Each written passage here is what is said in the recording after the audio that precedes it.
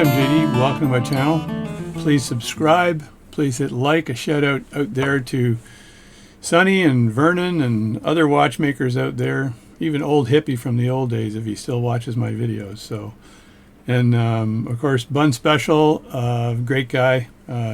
Should watch his videos. Cool guy. So a shout out there to Bun Special as well. And a whole lot. There's a gentleman in Australia who's always telling me what I should really be doing. And he's a very good watchmaker. I think it's Marcella or something. This is what he calls himself. Anyway, there's also a guy whose name is Fred Flintstone, which I think is hilarious, who subscribes to my channel. So today I'm going to be working on this this watch here. I've already got the movement running nicely, and so we're just going to be casing it today. But I'm also going to be putting a little tiny bit of this Mobius 9415 oil on the pallet stones. So I want to make sure those pallet stones are nicely lubricated, and this is kind of a gel. So this helps with the friction of the pallet stones against the escapement wheel feet. So this is a pretty cool liquid. I've used it, and you get a lot better amplitude when you put this on. So I'm going to try doing that, and I'm going to do it because the watch has run out last night, and we're going to just get in there. I'm going to use a one of these. I'm going to use an oiler, and not the Canadian team, hockey team. I'm using an oiler to put a little tiny bit on the pallet stones, but I'm going to have to get in deep and dirty. Probably can't videotape it, but I'm just going to dap that in and go inside and put those in the pallet stones, and then I'll be right back. So I cleaned the case up a bit. It looks pretty good from the outside, but this part here, I think I'll use Rodico and work on this just a bit. And the other side, let me just press this down here of the case. I could do a little bit of work on that too. I can use Peak, or I can just use a leftover cloth I have and just rub on that. So when you're rubbing on this, put the pressure on here and not on the hinge. So you're just allowing the weight to go down here and not on the hinge, and hold it super lightly so you're not putting any stress on it. So here I've got an old cloth that I had before with some Peak on that, and I don't want to use anymore. I think I can clean this up just with the cloth and not have to worry about putting any more stuff on there. Although if I put more on, it's likely to work a little faster, but I want to leave it looking vintage. So I don't want to remove some of the old stuff, because you can restore these cases up to be brand new. So, but I really don't want to do that. The other thing I want to do is take one of my old pads, put that down, my God, and not ruin the new mat that I have down. These mats are cheap as crap, but I really don't want to ruin them. So if I did take a little bit of a Peak, let's take a little bit of Peak and put that in. I'll show you what kind of job it does. All right, this is the stuff here, polishing metals, all fiberglass, you name it, it does everything. I'm going to put the smallest dabbledoya on my cloth. So you just do this and touch the cloth on the end like that. That's about how much you need. Now when I start working this piece, and you see all the crud there, if I just dab it where the crud is, and let me see if I can get rid of some of that stuff with this diddle dabbledoya of Peak. If you put too much on there, it's going to remove gold from your gold filled case, which is never a good thing, folks. Never a good thing. So I just go right to the edges here, and I'll show you how good this stuff works. It's just phenomenal. I gotta get out of camera here a bit to get to the edge here, but again, I'm not putting any pressure on the hinge. I'm just putting pressure on the base of the case base. So this is to give the gentleman whose watch I'm repairing here the full Monty. So let me just get the edges here again, and I'm going to end it in 2 seconds. I'm going to get the edge of the case here itself and clean some of that up, and then turn the cloth around and see what it looks like after I do a little bit of a polish with just the cloth like that, and you'll see a huge difference, I believe. Let me have a look here. There we go. Look at that. That's a pretty big difference. Now if I put more peak on that and more elbow grease, I can get it to shine even more, but that is pretty impressive, pretty darn impressive. So, and I'll do the other side of the watch as well. So I'll just flip that around and open up the case very carefully. Let's see if I can do that without compromising anything. Now here I can just use the same area of the cloth that I just put the new peak on there, and just use a bit of that on the case. It looks pretty darn good though, eh? I think it was the inside that was kind of sloppy. There we go. See, the inside looks pretty sloppy. So, and I really have got to be careful here because the no pressure on the hinges, as they say.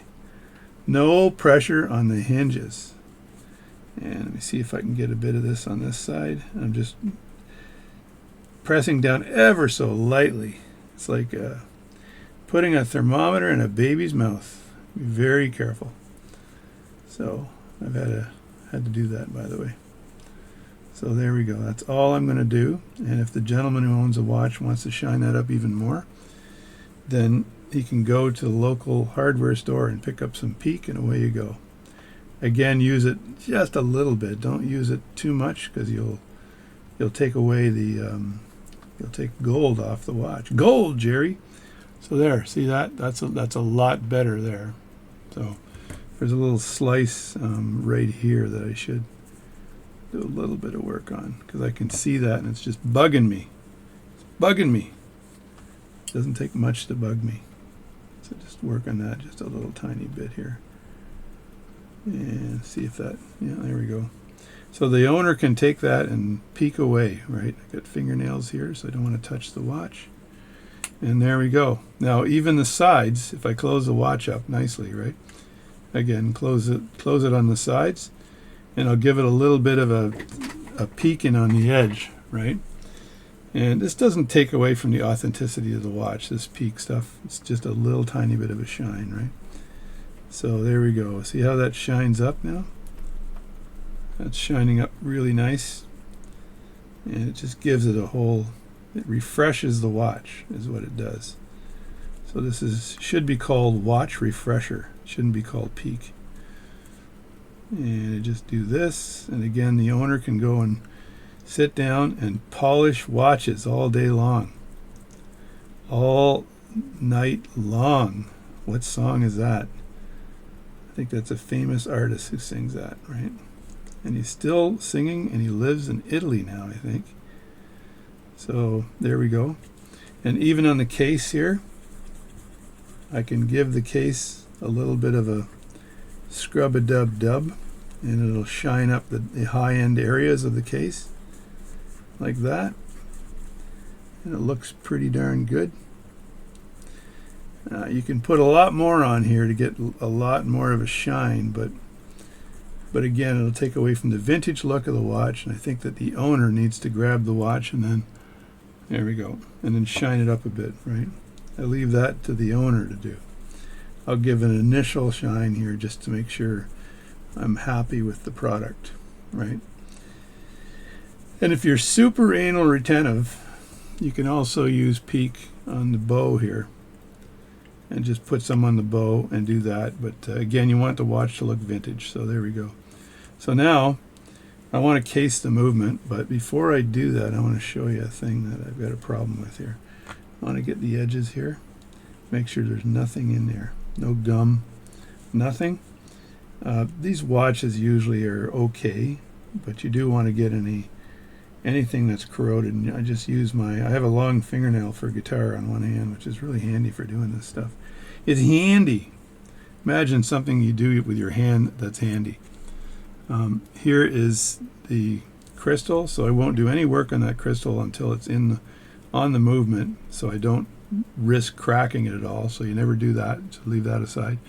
Now one thing I've got an issue with here is that the glass is out of the bezel. So what I want to do here is get that glass back in the bezel. So to do that properly, you want to take a really fine screwdriver and up close run that along the edge of this thing. You don't want to take any material away. You just want to remove any leftover glue or gum that might have been in there.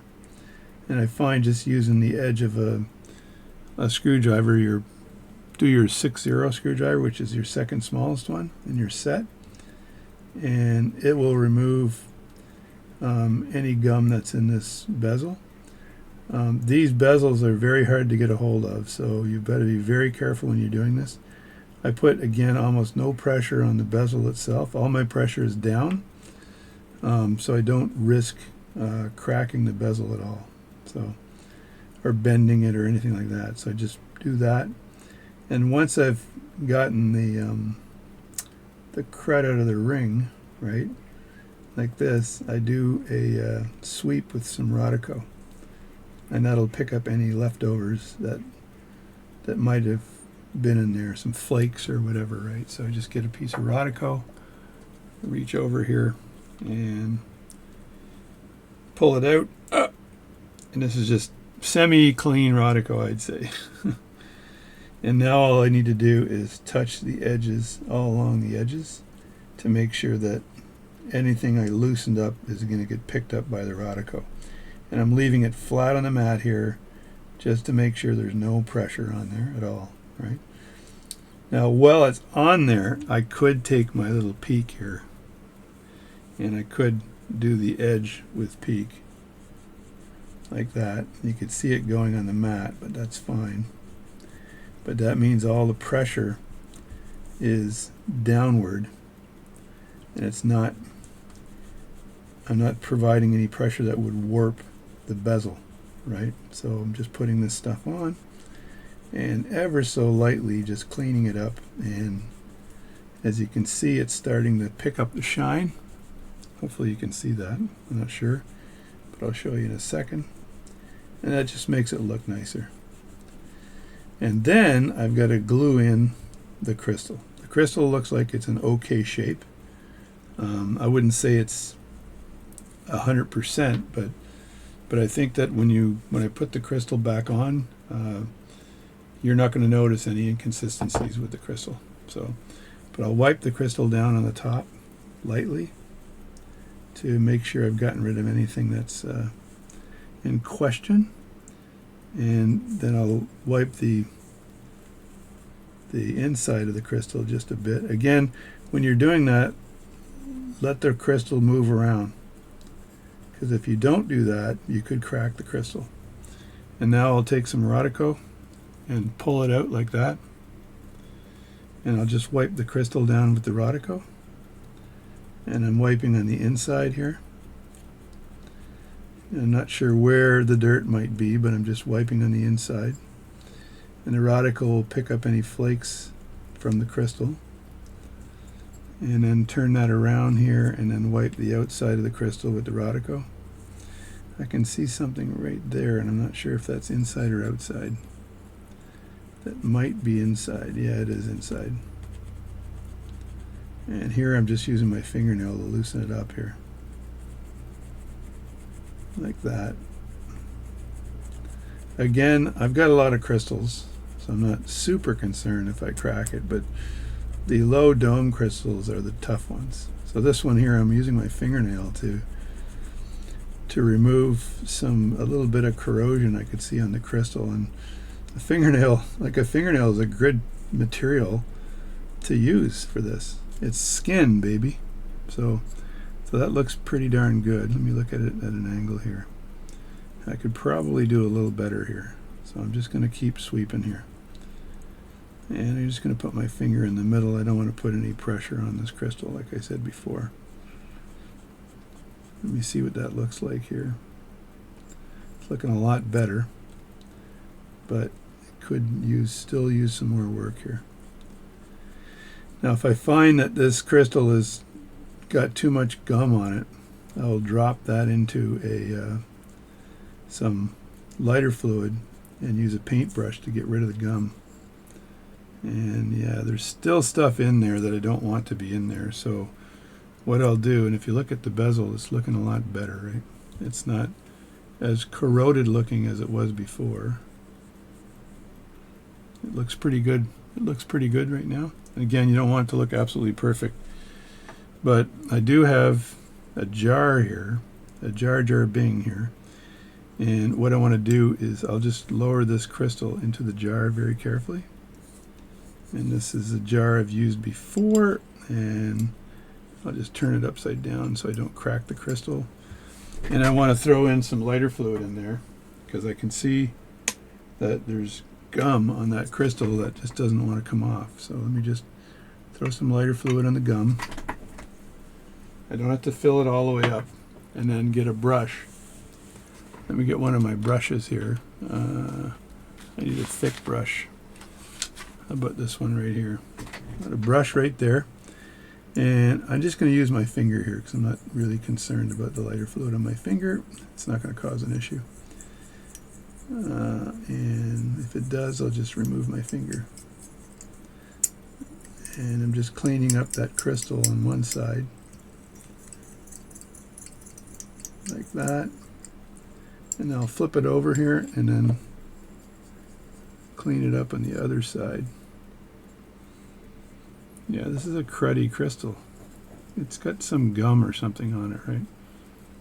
The lighter fluid is pretty good. It'll get rid of some of that.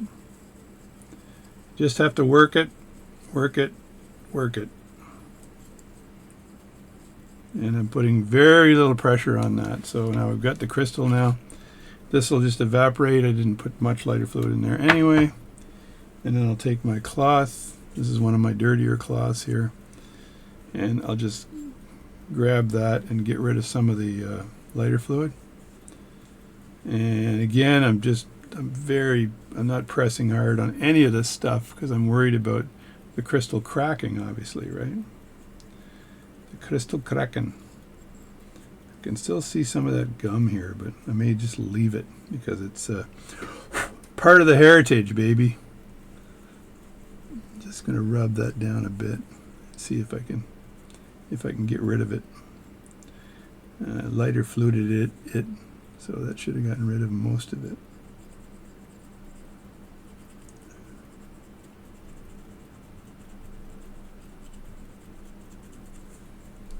Yeah. It should be almost undetectable. So I think I'm good now, and that crystals will dry up pretty fast. Pretty darn fast. I'm going to lick it here. Just for a little bit of liquid on here. Saline solution.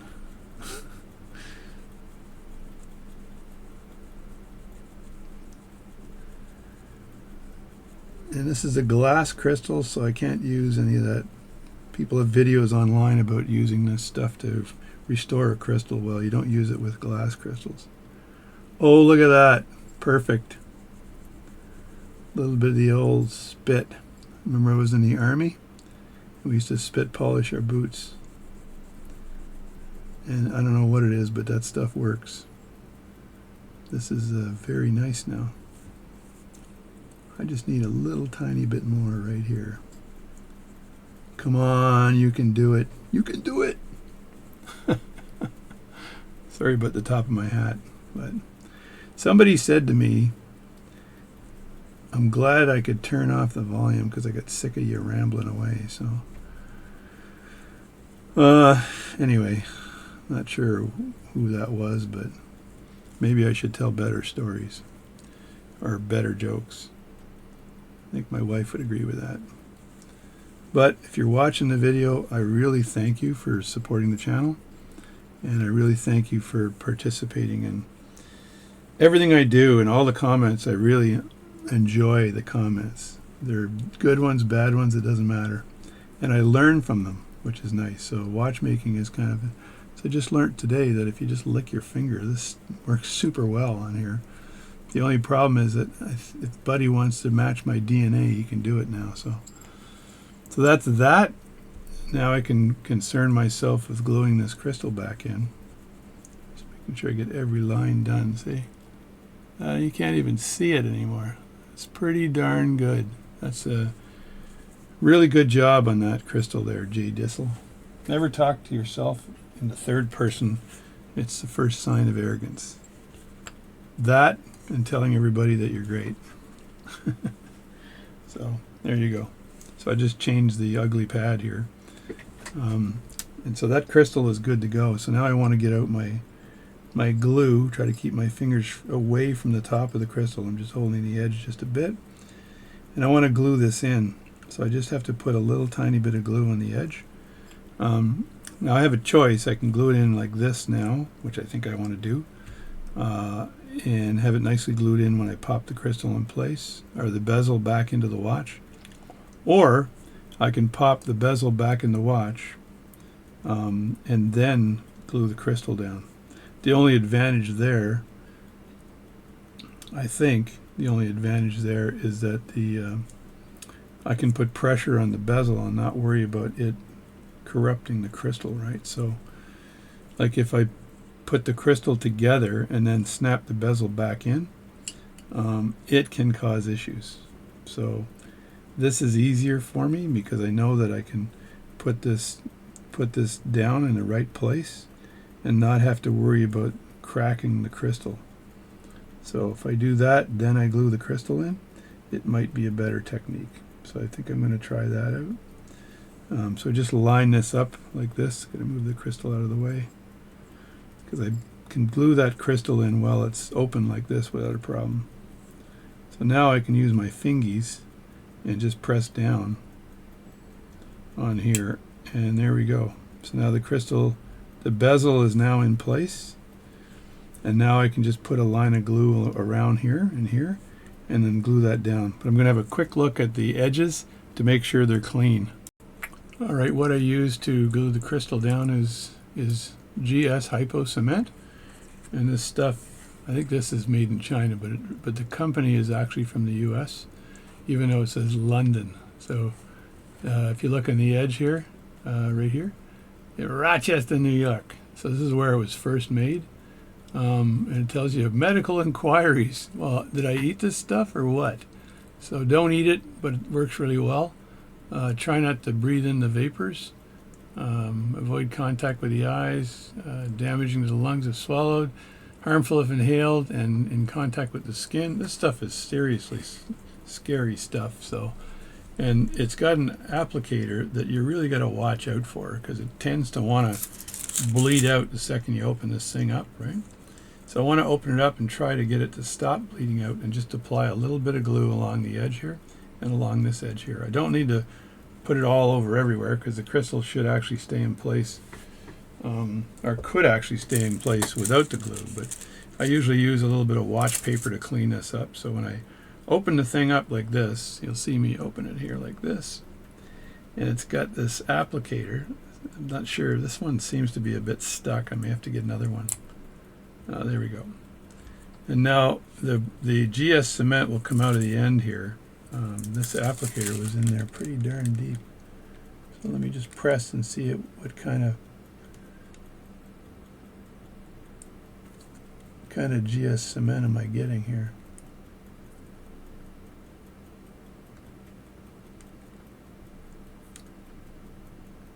I'm pressing pretty far down here. I'm waiting for it to show its face.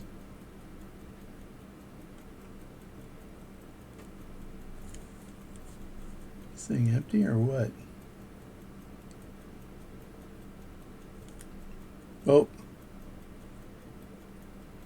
Oh, there it is. I just saw it peek out. So I'm just going to rub this here like this, and you want to apply it to the edges of this crystal ever so carefully, right? So I'm going to get a bit of that stuff on the end, like that, and hopefully it's not going to come out like crazy because it tends to want to do that every time I use this stuff. Of course, you're not supposed to breathe it in, but I think I'm breathing it in.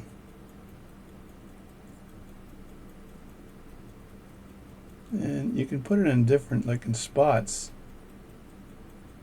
I don't think you got to do the whole rim, although on old pocket watches I tend to do the whole rim.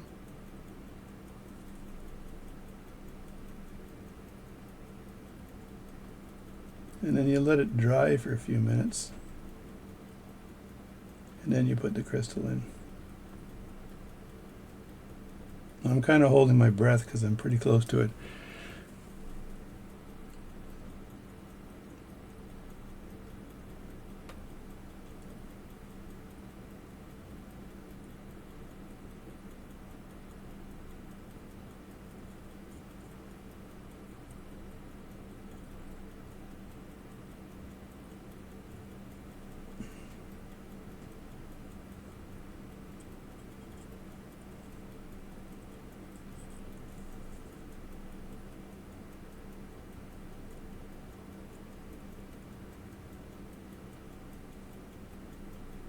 So I think that's good enough. And I'll put the applicator back in the hole here so this stuff doesn't dry out. Come on, get in there.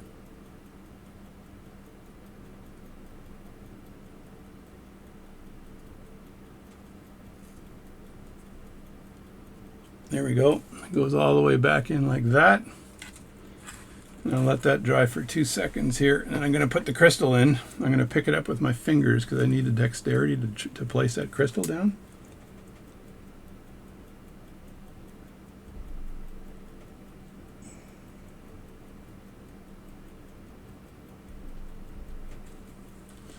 All right, that's long enough. So I'm going to take the crystal now and I'm just going to place it inside here. And I'm going to take my fingers and press down on the crystal and make sure it snaps in place.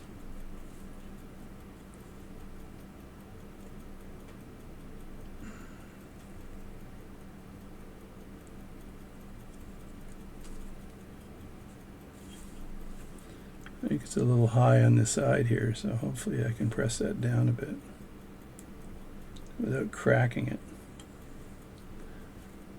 That's the theory here.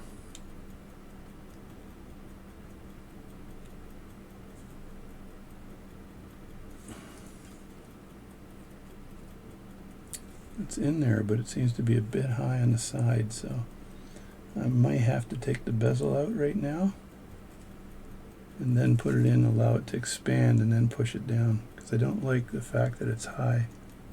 Well, I don't know.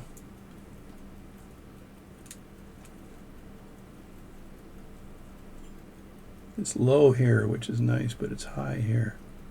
So I think the only way it's going to twist is if I take this, if I take it out, pop this out, and then press down, because the glue is still there. So I'm going to be brave here and just see if I can pop this out, because it doesn't want to press down on the edges.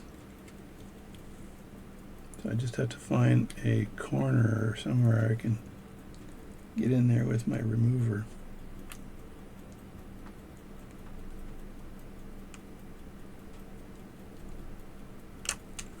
There we go. So that's out now. Just let it fall down here. Let me see if I can any better success pressing that down. Maybe it's in, I don't know. No, there we go.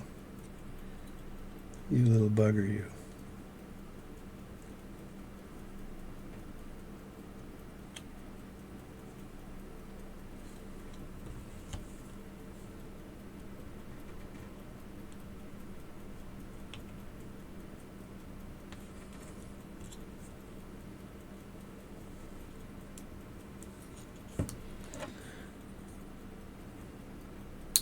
I think this crystal has personality.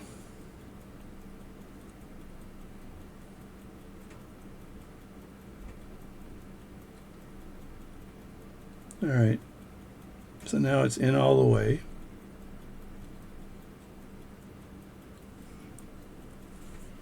And you just clean the inside for a second here, just to make sure there's no residual fingerprints on there. Just cleaning the inside of the crystal here to get rid of anything that's leftovers here, and trying to make sure I don't push it back out again. This is tough to put in. These Hunter watches are not easy. They're not easy, I tell you. I'm just checking the reflection to make sure there's nothing there. So yeah, I can see some fingerprints there. So I'm going to grab some Rodico. And Rodico, I'm hoping the fingerprints are on the outside, but I'm not absolutely sure. So let me just grab some Rodico in here and wipe it quickly, because that will get rid of the fingerprints. The problem is, put any pressure downward and the crystal is going to come out. So crystal work is tricky. Yeah, that's removing the fingerprints nicely. I'm just using the bending pressure of the Rodico to do this, so I don't leave any leftovers.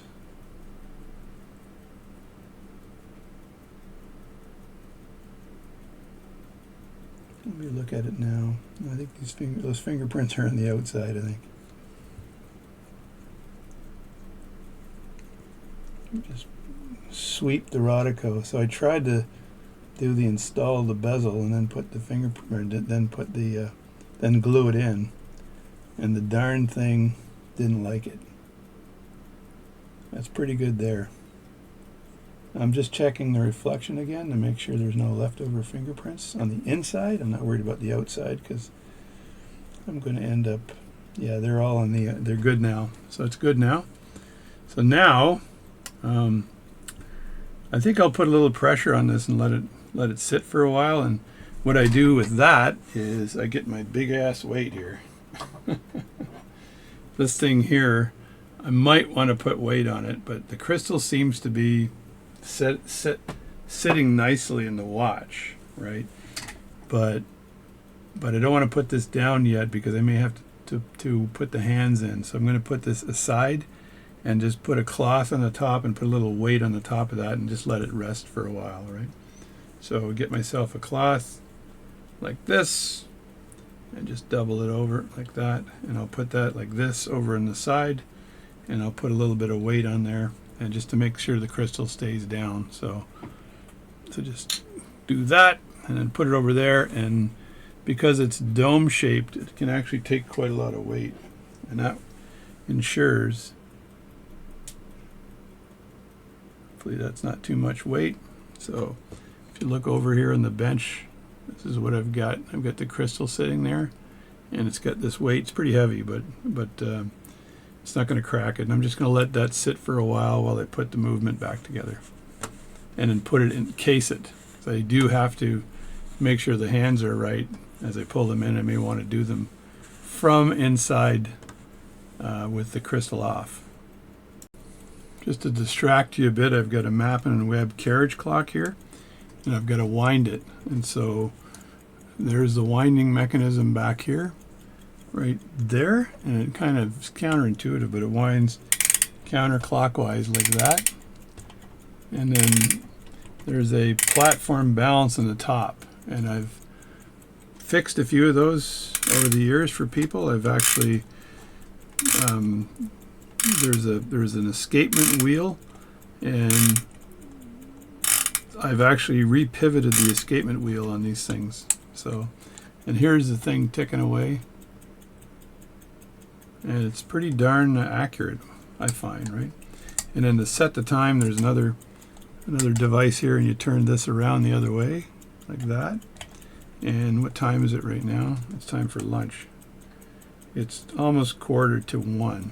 So I'll take this here and move that to somewhere around there, right? Which is close enough for government work. And then usually I put the key back in the back like that, so I don't lose it. I just sit it like this and then close the door. And I actually have a video online where I completely disassembled this Mappin & Webb, I'll call it clock, but platform watch when I first got it. Completely disassembled it to get it running again. So I'm wondering if that peak stuff will help the top of this brass. What do you think? Let me just take a little bit of my cloth and my peak stuff and rub it on the top. See if it does anything. Nah, it looks the same. Still looks vintage. Imagine if I put a ton of it on there, it would do something, but it's beautiful vintage brass, so I don't want to play with that too much. So that's my Mappin & Webb clock. This is pretty cool. So this is a carriage clock. Somebody said that there's generals, basically Napoleon used to give his generals these clocks in their carriages, and they would hang there, and there's these really nice leather cases you can get for them. I don't have one. And they'd hang there in the carriage, and they'd be wobbling like this back and forth, and they put the platform balance on the top for better accuracy, right? If it's stable this way, it's not going to get broken or whatever, as opposed to sideways. And they would coordinate their attacks using these clocks. So I think this is a fairly old one. Not sure the exact age, but I think it might have I'm not sure if that platform balance is the original or if it just got changed by another one with another one. So anyway, just a little aside squirrel moment. All right, let's reassemble this watch here. Put the watch face back on and get this thing ticking again. Excuse me. I think I need to get a washer for the top of this, a dial washer. I can put this on like that with no dial washer. It's not going to push down enough to get the actual setting mechanisms to work properly. So I think I need to go get myself a dial washer. I'll be right back. So I've got a box of dial washers. A box. Let's see if these can fit without a problem. They're yeah, there's some good size ones right there.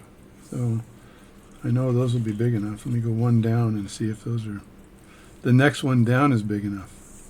Just going to grab one here and try it on for size. Now what the dial washer does is it presses down on the gear. So that's not too bad there. I'm going to see if I can go down one more size though in dial washer. You don't want one that's too big, it'll float around. So let me look at one more size down. I'm looking at these and thinking those are too small. So this is a too big, too small. What the heck? Just the size of Montreal. So these ones, I think this one's a good dial washer. Without a dial washer, there's a chance of that gear popping up, and that dial washer provides just enough pressure from the base of the face to actually push down so that you don't lose connection between the hand here, which is the minute hand, and the hour hand on top. So that's why you use a dial washer. So now I can put this down. I can't remember, this is a Hunter, is it? So the second hand would be right there. So let me lower this and see if I have to. I think I probably have to take the screws and loosen them just a tad in order to get this thing lowered properly, right? Because you usually take the screws and you take a bit of pressure off them and to allow the legs to get down there, right? So there's one screw. I'm going to leave everything, just leave the dial just sitting there for now. And then take the second screw here and undo that one. I'm just keeping an eye of where my hands are with respect to the balance, so you keep your hands away from the balance because you can cause all kinds of problems with the balance. Is that good enough? Is that going to fall into place?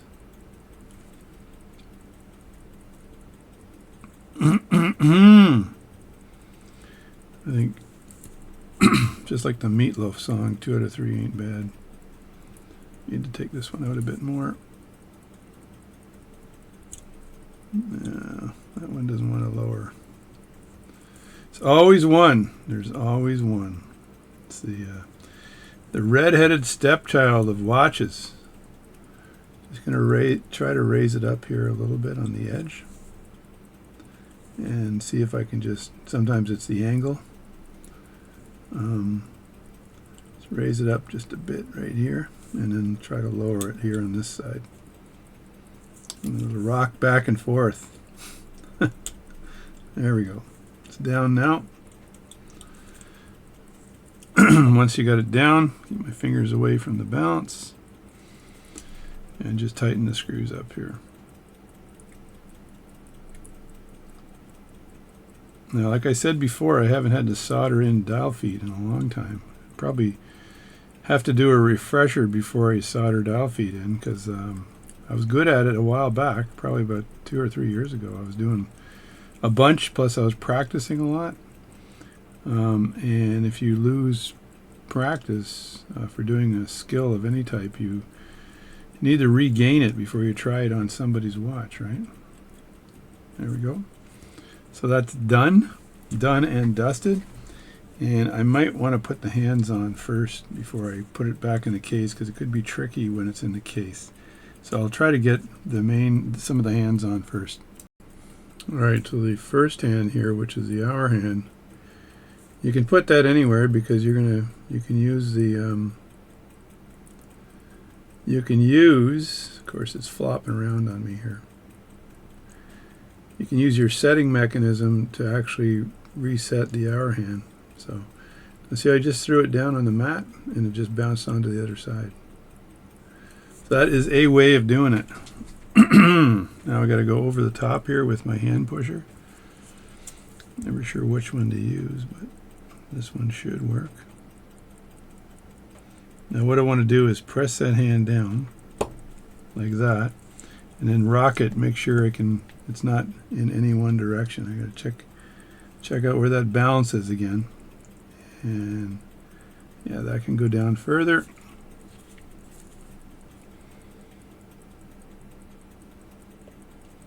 And there we go. That pushed right down. I'm checking to see how far down it's gone. It's gone pretty friggin' far down. Now, there is space, but I worry just a bit about it being too tight. So I can sometimes take a screwdriver on the edge and just convince it up a bit. Like that. Now I want to make sure that clears the seconds hand. So I put the second hand on, or the seconds hand on. Just hang on a second. Move that over. I don't know how flat the second hand on this watch goes on, so just do this. Before I put the second hand on, I want to scoop this with Rodico a bit because I can see some opportunity to get rid of some crap. Some crud. And I just want to make sure I don't miss that opportunity. I think I breathed in some turkey sausage or something because it's affecting me. Maybe I'm allergic to the protein bar my wife gave me.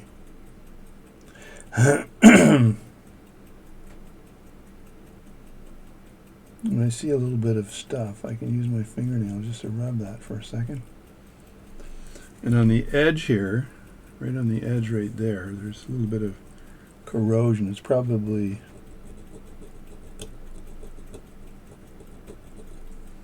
I'm not going to play with that because it looks like it might take some other stuff off. So don't mess with that. That's pretty good there. And now I should be able to tip that hand on. If the hour hand doesn't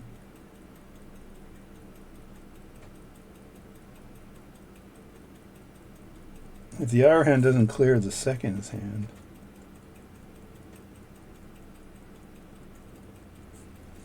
it's pretty good there. Now I'm going to see how much real estate I have when setting this watch. See if this sets properly. It should. Let me see, which side do I do? This side here. I'm going to bring it all the way over to where the second hand is and then look at it sideways. I want to make sure it clears it without a problem. Yeah, that's good. There's no issue there at all. So that's clearing the second hand nicely. Now you saw when I put the screwdriver in there just to nudge it up. I did that to make sure I have no issues at all with it clearing the seconds hand. Now I line it up to the top, as close as I can get to the top. To 12 o'clock right there. That looks pretty darn good. That's pretty good. And then take the other hand here, and I want to put that at the 12 o'clock position, and I want it to clear the hour hand. So I'm going to just push it on just a bit right now, and then I'll pick it up here, keep my hand away from the thingamajabby doohickey, and when I press down,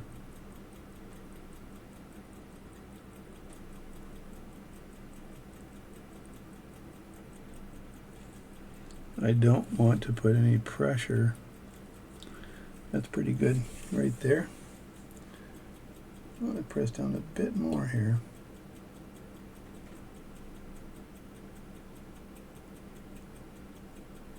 That should be good there. Let me have a look again. So that looks like it's a little bit high. So I'm going to push down and then forward a bit and see if that straightens it up a bit.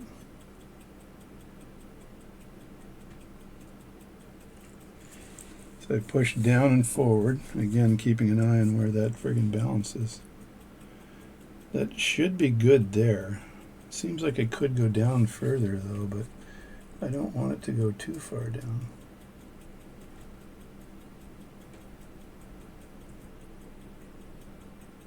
It's good right there. Let me look again at the separation between church and state.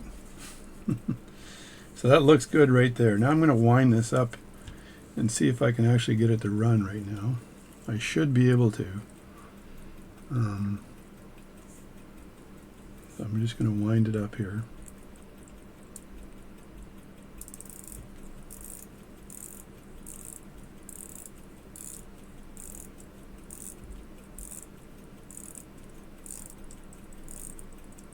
And there it goes. It's good. So I got it running, and I look at the hands, and the second hand's moving nicely. No problem there at all. And now I can case it because it's running. So let's case it. Now to case it properly, I'm putting it in this position to start off with, which means I'm going to have to hold it upside down like that, right? Which means I think I need the hands. Let me see, which way am I casing it? I'm casing it like this, right? Which means I need the hands in the 3 o'clock position, right? So I got to move the hands over to the 3 o'clock position very carefully. Again, everything is done carefully.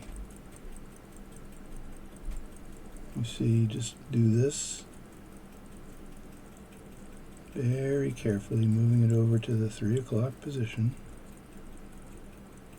Like that, and I want it at quarter after, that's pretty accurate, quarter after 3, right there. And now I can rest my fingers on here a bit. So I got to make sure I don't rest them too much. So I want to take the movement right now, and I've got the movement screws down here next to me. So I want to put it in like this. Now I don't know whether this movement, you have to have the crown out to do that. So I think the crown is still in, and now it's out. It's out. And I've got to pick it up like this. Watch out for where the sticking nicely actually. And I want to be able to put it in. Just move this around like this. I want to put it in like this, right? So I'm being very careful with everything. So I'm just going to do this. I'm trying to see where the actual, there it is there, and sometimes you just have to move the crown a bit to line it up. Like that. And then it should ride right in like this. And I just usually let it drop into place like that. And with any luck, it is in place, in proper place. So then I can put my finger in here and turn it around again to see whether the watch, the movement is sitting nicely. And it looks okay. I think it could go up just a bit more, right? So I think to do that, I'm going to have to put my finger on the dial a bit to do that. And I'll rock it just a tiny bit to make sure it's in place. It seems to want to have to go in a bit more here.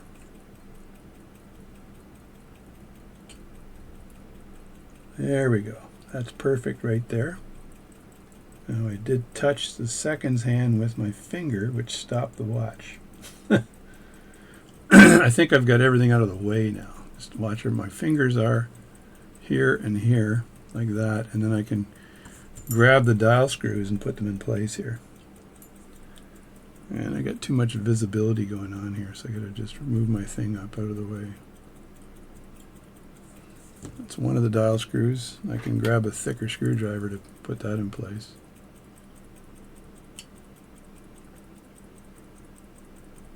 And like I said, I actually like to lean the watch a bit because if the screwdriver slips and screws up the dial screw, I don't want it to do that. So that could cause a problem. There's one dial screw in, and that's the main one, I'd like to say. So I'm going to say, I work with a guy who always kind of introduces what he's going to say before he says it. I'd like to say something about something. I think you should probably just say it, instead of determining that you want to say it. All right, that's both of them in. Look at that. It's running very nicely, actually.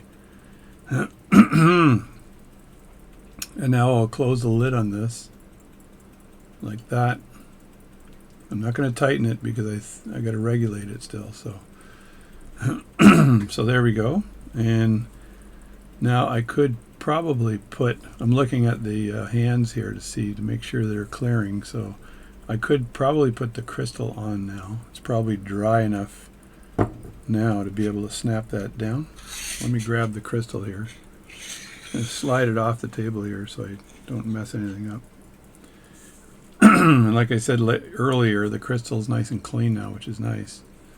That's the crystal, so it's looking pretty good.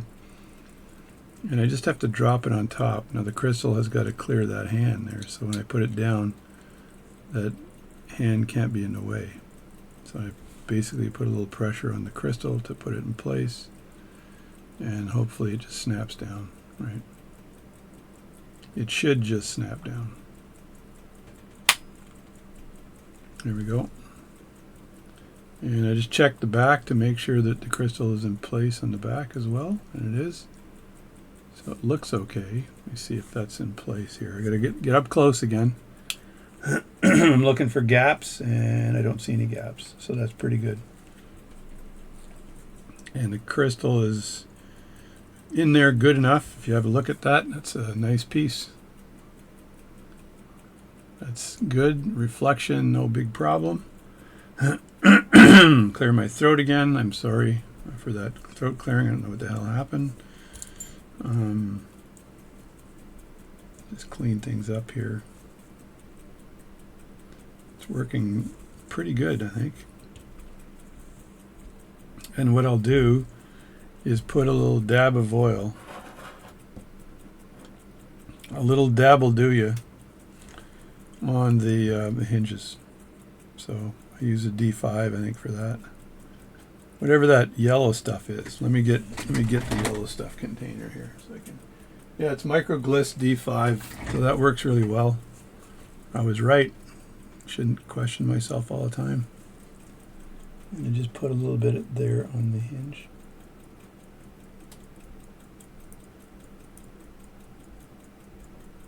On one side. And a little bit where the arm for the hinge right there provides, it's kind of a spring. So I put a little bit of oil there and go back in here and put a little bit of oil right there for the other side of that hinge. And of course I can see my fingerprint from pushing down on the crystal, so I can remove that fingerprint pretty easily with Rodico, by the way. That's the best way of removing a fingerprint. Just use Rodico, sweep it 2 or 3 times, and it's gone.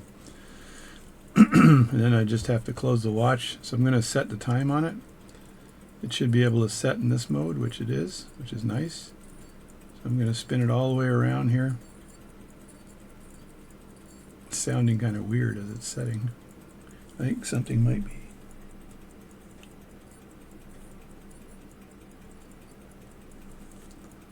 I'm just wondering whether that. think it's scraping. But I'll let it run overnight, and if I get a problem with it stopping, that means that the hand is scraping on the crystal. I don't want that to happen. It's pretty close to the top, but don't think it's scraping. It's a pretty easy fix. I just have to push down on the hand a bit.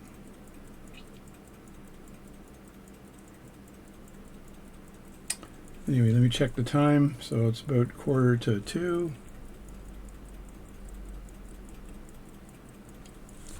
Check on my iPhone.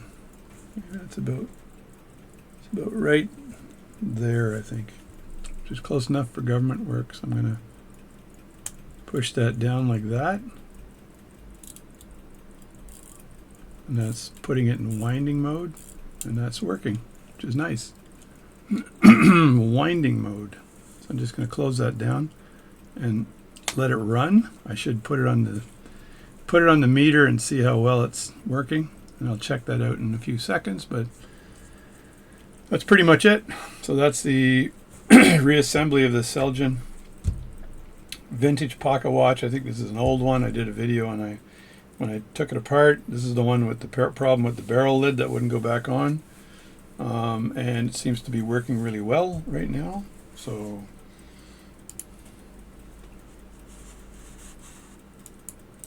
that's it for today's video. This old watch, it's working really well. There's some noises I saw when I was turning the hand, so maybe that minute hand has to be pushed down ever so slightly. It's not a big deal, but I'm not going to do that until I know that crystal is dry. So when I go in there to pop that crystal off again, it's not going to loosen up the crystal around the bezel. So I'll do that if I need to. I might not need to. I'm not sure if it's touching or not. It's just me. I'm paranoid, I tell you. I'm paranoid.